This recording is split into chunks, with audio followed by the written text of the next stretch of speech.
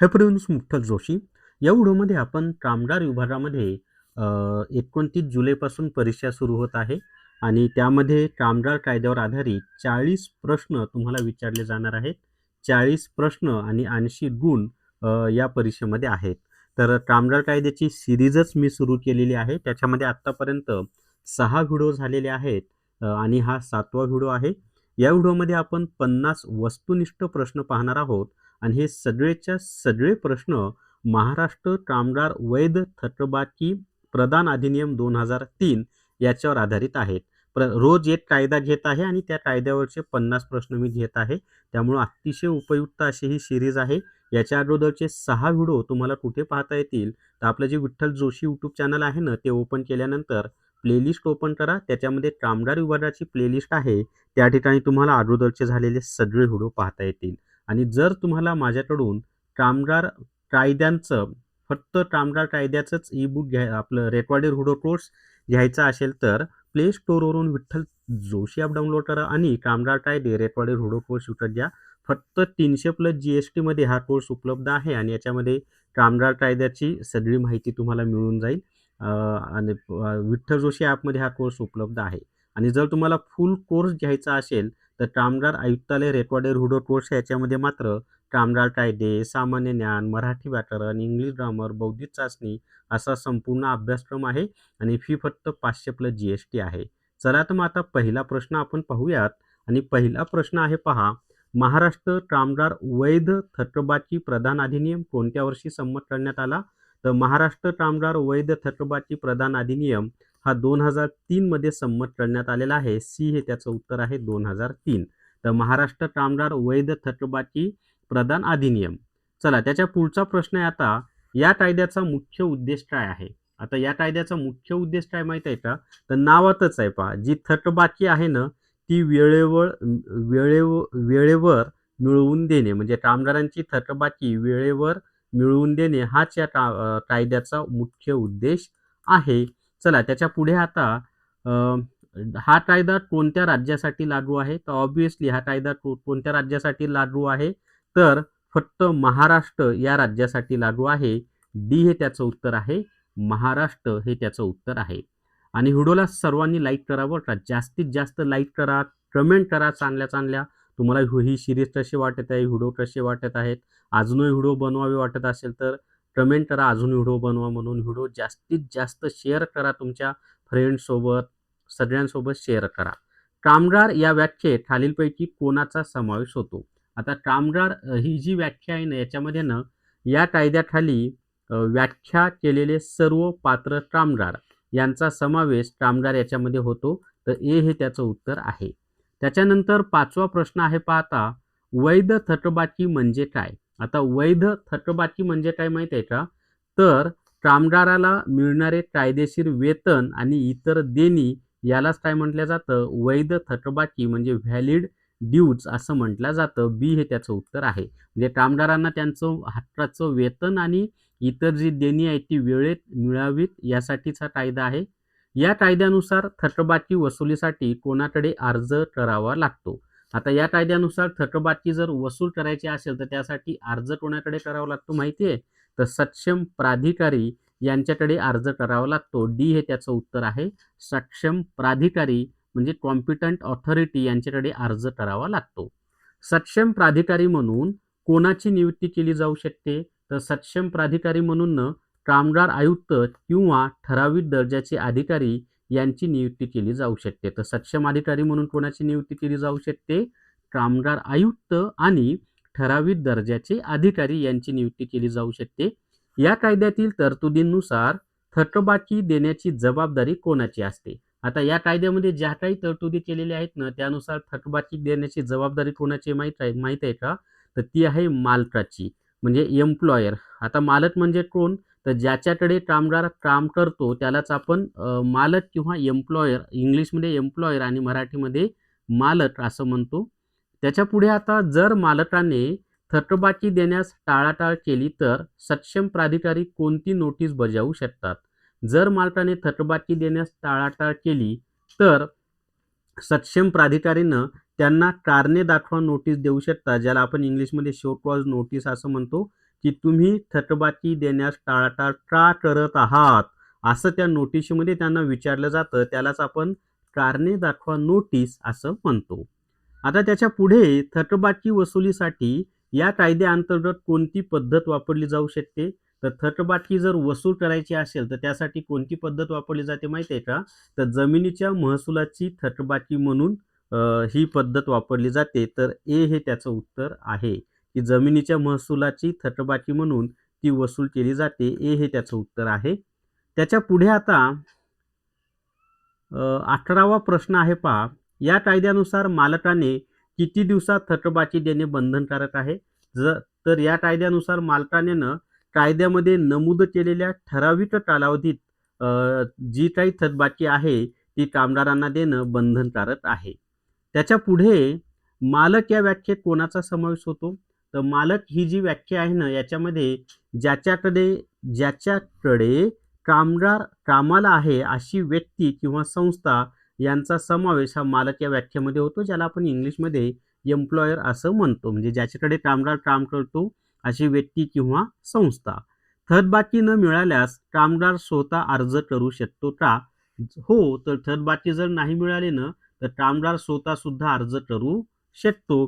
तर हो हे त्याचं उत्तर आहे. बी हे त्याचं उत्तर आहे हो. त्याच्या पुढे आता 14 नंबरचा प्रश्न आपण पाहूयात. या कायद्याअंतर्गत थकबाकीवर व्याजाची तरतूद आहे का? तर जी काही थकबाकी आहे ती जर वेळेमध्ये दिली नाही ना तर ती व्याजासह नंतर द्यावी लागते. तर व्याजाची तरतूद आहे का? तर हो व्याजाची तरतूद आहे हे त्याचं उत्तर आहे. आता सक्षम प्राधिकाऱ्याच्या निर्णयाविरुद्ध दाद कोठे मागता येते? आता सक्षम प्राधिकाऱ्यानं थकबाकीच्या संदर्भात जो काही निर्णय दिलेला आहे तो जर तुम्हाला मान्य नसेल, कामगारांना मान्य नसेल तर त्याच्या विरुद्ध कुठे दाद मागता येते? तर अपील अधिकारी म्हणजे त्या सक्षम प्राधिकाऱ्याच्या वर जो कोणी अपील अधिकारी असेल त्याच्याकडे आपण ती दाद मागू शकतो. डी हे त्याचं उत्तर आहे अपील अधिकारी. अजूनही आपल्याला 35 प्रश्न पाहायचे आहेत मित्रांनो. पण जर तुम्हाला फक्त कामगार विभागातील कामगार कायद्याचाच रेकॉर्डेड हुडकोड घ्यायचा असेल तर प्ले स्टोअरवरून विठ्ठल जोशी ॲप डाउनलोड करा आणि कामगार कायदे रेकॉर्डेड हुडकोड विकत घ्या. फक्त 300+ GST मध्ये हा कोर्स उपलब्ध आहे आणि कामगार कायद्याची फक्त याच्यातून कामगार कायद्यांची तयारी होईल बरं का, इतर विषय नाही आहेत. 300+ GST मध्ये कामगार कायद्याची तुमची तयारी होऊन जाईल. चला त्याच्या पुढचा प्रश्न आहे आता नेक्स्ट. पुढचा प्रश्न आहे पहा 16 नंबरचा प्रश्न तुम्हाला आता स्क्रीनवर दिसतोय. सक्षम प्राधिकाऱ्याने दिलेल्या आदेशाची अंमलबजावणी कोणी करणे अपेक्षित असते? आता जो कोणी सक्षम अधिकारी आहे त्यानं जे काही आदेश दिलेले आहेत त्याची अंमलबजावणी करण्याची जबाबदारी जिल्हाधिकारी किंवा संबंधित महसूल अधिकारी यांची असते. बी हे त्याचं उत्तर आहे. जिल्हाधिकारी किंवा संबंधित महसूल अधिकारी. हा कायदा कोणत्या प्रकारच्या आस्थापनांना लागू होतो? आता हा जो कायदा आहे ना हा कायदा ज्यांच्याकडे ठराविकपेक्षा जास्त कामगार आहेत अशा सर्व अधिसूचित आस्थापनांना लागू होतो. आस्थापना म्हणजे एखादं दुकान असेल किंवा कंपनी असेल असं. या कायद्याअंतर्गत खोटा अर्ज केल्यास दंडाची तरतूद आहे का? कधी कधी होऊ शकतं ना की कामगार खोटाच अर्ज करू शकतात. तर या कायद्यानुसार जर खोटा अर्ज केला ना तर दंडाची तरतूद आहे का? तर हो खोटा अर्ज केल्यास दंड होऊ शकतो हे त्याचं उत्तर आहे. चला पुढचा प्रश्न पाहूयात आपण आता नेक्स्ट. थकबाकी प्रदान करण्यासाठी निधीची उपलब्धता करणे हे कोणाचे कर्तव्य आहे? तर थकबाकी प्रदान करण्यासाठी निधीची उपलब्धता करणे हे कोणाचं कर्तव्य माहिती आहे का? तर ते कर्तव्य मालकांचं आहे. निधी उपलब्ध करून देणे ही जबाबदारी कोणाची असते? मालकांची असते. त्याच्या पुढे या कायद्यानुसार सक्षम प्राधिकाऱ्याला कोणते अधिकार असतात? तर या कायद्यानुसार सक्षम प्राधिकाऱ्याला ना दिवाणी न्यायालयाचे काही अधिकार असतात. सिव्हिल कोर्ट जे असतं म्हणजे स्थावर मालमत्ता, जंगम मालमत्ता असे जे खटले असतात ते दिवाणी खटले असतात. तर दिवाणी न्यायालयाचे काही अधिकार यांच्याकडे असतात. सर्व अधिकार नाही, काही अधिकार असं त्यांनी म्हटलेलं आहे. त्याच्या पुढे आस्थापना म्हणजे काय?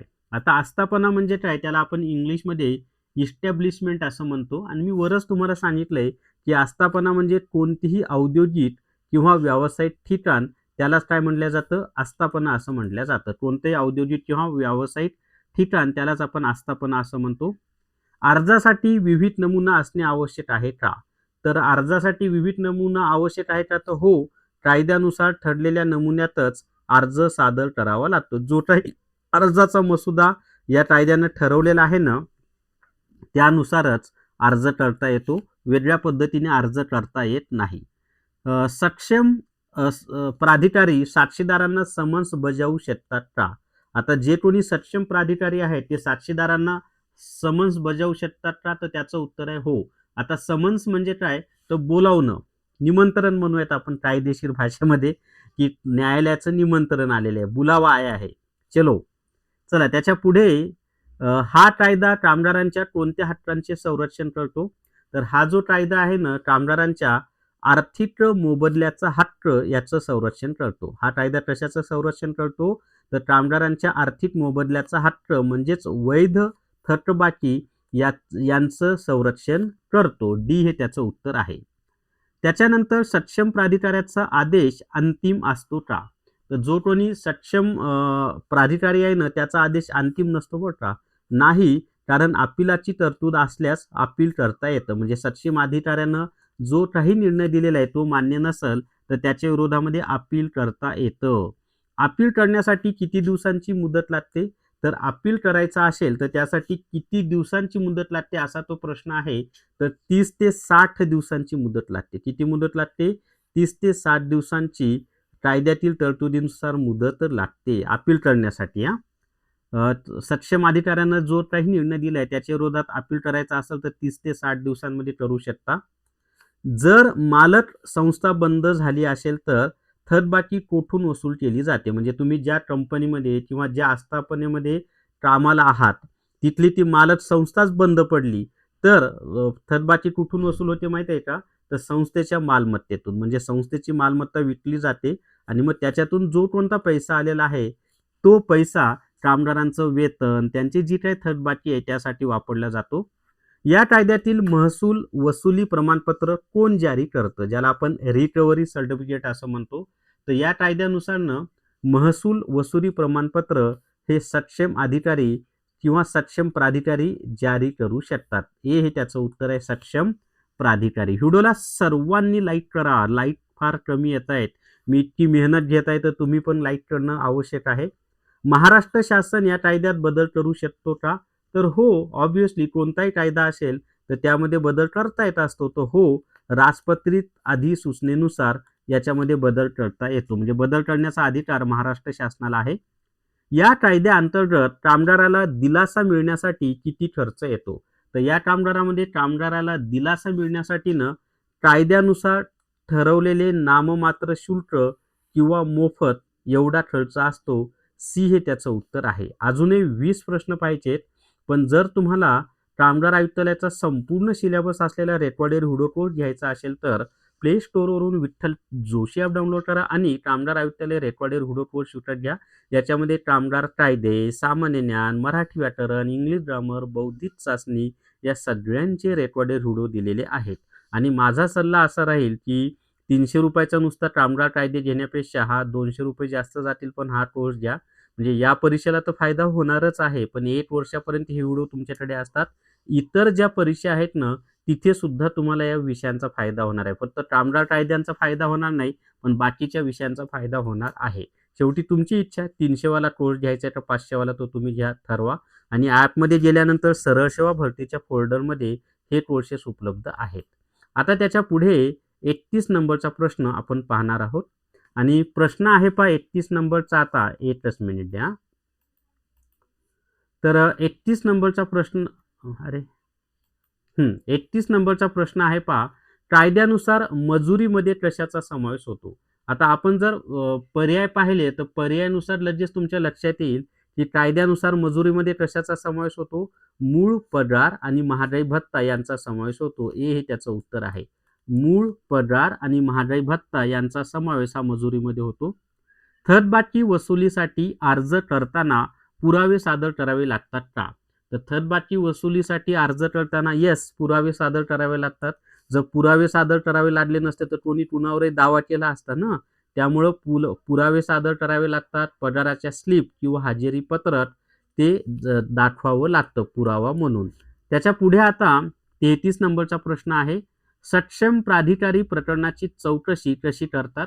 तर सक्षम प्राधिकारीनं या प्रकरणाची चौकशी कशी करत असतात, तर दोन्ही पक्षांचे म्हणणे ऐकून घेऊन. जे कोणी 2 पक्ष असतील, त्या दोघांचंही मत ऐकून घेतलं जातं आणि मग त्याची चौकशी केली जाते आणि योग्य तो निर्णय त्या ठिकाणी दिला जातो.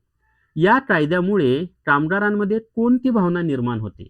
आता हा जो कायदा आहे ना, या कायद्यामुळं कामगारांमध्ये न्यायाची आणि सुरक्षिततेची भावना निर्माण होते. कोणती भावना निर्माण होते? न्यायाची आणि सुरक्षिततेची. त्यांना माहिती आहे, जर आपली थकबाकी राहिली तरी टेन्शन नाही. या कायद्यानुसार ती ती थकबाकी आपल्याला मिळणारच आहे. त्यामुळं न्यायाची आणि सुरक्षिततेची भावना निर्माण होते. अधिभार, ज्याला आपण सरचार्ज असं म्हणतो, तर अधिभार या कायद्यात वसुलीसाठी लावला जाऊ शकतो का? तर या कायद्यामध्ये अधिभार लावला जाऊ शकतो का? तर हो. जर कायद्यात तशी तरतूद असेल तर अधिभार लावला जातो. म्हणजे जास्तीचं कर लावला जातो अधिभार म्हणजे. सक्षम प्राधिकारी पदावर कोणाची नियुक्ती केली जाते? आता जे सक्षम प्राधिकारी पद आहे ना, त्यावर कोणाची नियुक्ती केली जाते माहिती आहे का? तर सरकारी राजपत्रित अधिकारी यांची नियुक्ती केली जाते. कोणाची? सरकारी राजपत्रित अधिकारी यांची नियुक्ती केली जाते. त्याच्यानंतर या कायद्याचे नियम बनवण्याचा अधिकार कोणाला आहे? तर या कायद्याचे नियम बनवण्याचा अधिकार हा राज्य सरकारला आहे. बी हे त्याचं उत्तर आहे, राज्य सरकार. राज्य सरकार या कायद्याचे नियम बनवू शकतं. दंड कशासाठी आकारला जातो? इंग्लिशमध्ये आपण त्याला पेनल्टी असं म्हणतो. तर दंड कशासाठी आकारला जातो माहिती आहे? तर कायद्याचे उल्लंघन किंवा थकबाकी न दिल्यास दंड आकारला जातो. जो काही कायदा आहे त्या कायद्याचं उल्लंघन केलं किंवा थकबाकी दिली नसेल तर दंड आकारला जातो. कायदेशीर वारसाला थकबाकी मिळण्याचा अधिकार आहे का? तर जो कोणी कायदेशीर वारस आहे ना, तर त्याला थकबाकी मिळण्याचा अधिकार आहे का? तर हो. कामगाराच्या मृत्यूनंतर त्याची जी काही थकबाकी असते, ती त्या कामगाराच्या वारसाला मिळते. म्हणजे पतीचं निधन झालं तर पत्नीला मिळते आणि त्यांच्या मुलांना मिळते. चला त्याच्यापुढे 40 नंबरचा प्रश्न पहा बरं आता लवकर. हा कायदा लागू झाल्यामुळे मालकांवर कोणता परिणाम झाला आहे? तर हा कायदा लागू झाल्यामुळे मालकांवर काय परिणाम झालाय माहिती आहे का? त्यांना थकबाकी देणे अनिवार्य झालेलं आहे. म्हणजे थकबाकी देणं कंपल्सरी झालेलं आहे. त्यांना आता थकबाकी द्यावीच लागते. टाळाटाळ करू शकत नाहीत. तर हा परिणाम मालकांवर झालेला आहे. म्हणजे कामगारांच्या हिताचा निर्णय बरं का हा. या कायद्याअंतर्गत अर्जावर किती दिवसात निर्णय घेणे अपेक्षित असते? तर या कायद्याअंतर्गतनं अर्जावर शक्य तितक्या लवकर निर्णय घेणं आवश्यक आहे. शक्य तितक्या लवकर किंवा विविध वेळेत. डी हे त्याचं उत्तर आहे. शक्य तितक्या लवकर किंवा विविध वेळेत निर्णय घेणं आवश्यक आहे. सक्षम प्राधिकारी कागदपत्रे जप्त करू शकतात का? तर हे जे सक्षम अधिकारी आहेत ना, हे कागदपत्रे जप्त करू शकतात का? तर हो. तपासासाठी आवश्यक असल्यास सक्षम अधिकारी कागदपत्र जप्त सुद्धा करू शकतो. त्याच्यानंतर 43 नंबरचा प्रश्न आहे. सार्वजनिक नोटीस कशी दिली जाते? तर ही जी सार्वजनिक नोटीस आहे ना, ही कशी दिली जाते माहिती आहे का? तर जेव्हा मालक सापडत नसेल किंवा मालमत्ता लिलाव करायची असेल, त्यावेळेला सार्वजनिक नोटीस दिली जाते. म्हणजे एखादा मालकच सापडत नाही किंवा लिलाव करायचे त्यावेळेला. या कायद्याअंतर्गत वसुलीसाठी मालमत्तेचा लिलाव केला जाऊ शकतो का? तर हो. वसुली करण्यासाठी मालमत्तेचा लिलाव केला जाऊ शकतो. कारण आस्थापनाच बंद केली तर कामगारांचं जे काही देणी आहेत ती मालमत्ता विकूनच वसूल म्हणजे कामगारांना दिली जातात ना. कायद्यानुसार थकबाकीची रक्कम कोणाच्या माध्यमातून दिली जाते? तर या कायद्यानुसार थकबाकीची जी रक्कम आहे ना, ती सक्षम प्राधिकारी किंवा बँक खात्यामार्फत दिली जाते. म्हणजे डायरेक्ट बँक खात्यामध्ये जमा होऊ शकते किंवा जो कोणी सक्षम प्राधिकारी असेल त्याच्याकडून ती रक्कम संबंधित कामगाराला दिली जाते. पण ती थेट बँकेत जमा झालेली बरी. कारण सक्षम अधिकाऱ्यामार्फत जायची म्हणलं तर अधिकाऱ्याची टक्केवारी द्यावं लागेल. या कायद्याचा फायदा कोणत्या क्षेत्रातील कामगारांना जास्त होतो? तर या कायद्याचा फायदानं संघटित आणि असंघटित दोन्ही क्षेत्रातील कामगारांना जास्त प्रमाणात होतो. संघटित आणि असंघटित दोन्ही क्षेत्रातील कामगारांना होतो. कायद्याची अंमलबजावणी न करणाऱ्या अधिकाऱ्यांवर कारवाई होऊ शकते का? तर येस. कायद्याची अंमलबजावणी जर एखाद्या अधिकाऱ्यानं केली नाही तर त्याच्यावर कारवाई होते. बी हे त्याचं उत्तर आहे. हो. कर्तव्यात कसूर केल्यास त्याच्यावर डेफिनेटली कारवाई होते. चला त्याच्यापुढे कामगारांनी तत्काळ मागे घेतल्यास काय होते? एखाद्या कामगारानं जर त्याची कंप्लेंट मागे घेतली तर काय होतं माहिती आहे का? प्रकरण बंद केले जाऊ शकते. बी हे त्याचं उत्तर आहे. प्रकरण काय केलं जाऊ शकतं? बंद केलं जाऊ शकतं. चला व्हिडिओला सर्वांनी लाईक करून घ्या बरं. ज्यांनी केलं नसेल त्यांनी लाईक करून घ्या आणि लाईक एकदाच करायचं असतं, परत परत करायचं नसतं. तड तडजोड या कायद्याअंतर्गत शक्य आहे का? तर हो, तडजोड दोन्ही पक्षांच्या संमतीने आणि प्राधिकाऱ्याच्या देखरेखीखाली तडजोड घडवून आणता येते. त्याच्यानंतर हा कायदा महाराष्ट्र कामगार कायद्याच्या इतिहासात काय मानला जातो? तर हा जो कायदा आहे ना, हा महाराष्ट्र कामगार कायद्याच्या इतिहासामध्ये एक महत्त्वपूर्ण आणि कल्याणकारी पाऊल मानलं जातं. आणि जर तुम्हाला फक्त कामगार कायद्याचाच रेकॉर्डेड हुडकोड घ्यायचा असेल तर प्ले स्टोअरवरून विठ्ठल जोशी ॲप डाउनलोड करा आणि कामगार कायदे रेकॉर्डेड हुडकोड शिकत घ्या. याची फी 300 प्लस GST आहे. आणि जर संपूर्ण सिलेबस असलेला रेकॉर्डेड हुडो कोर्स घ्यायचा असेल तर कामगार आयुक्तालय रेकॉर्डेड हुडो कोर्स आहे. याच्यामध्ये संपूर्ण अभ्यासक्रम उपलब्ध आहे. तर या व्हिडिओमध्ये एवढीच माहिती. या व्हिडिओला सर्वांनी लाईक करा, शेअर करा आणि विठ्ठल जोशी जे आपले यूट्यूब चॅनल आहे ते सबस्क्राईब करा. थांबूयात. Thank you very much.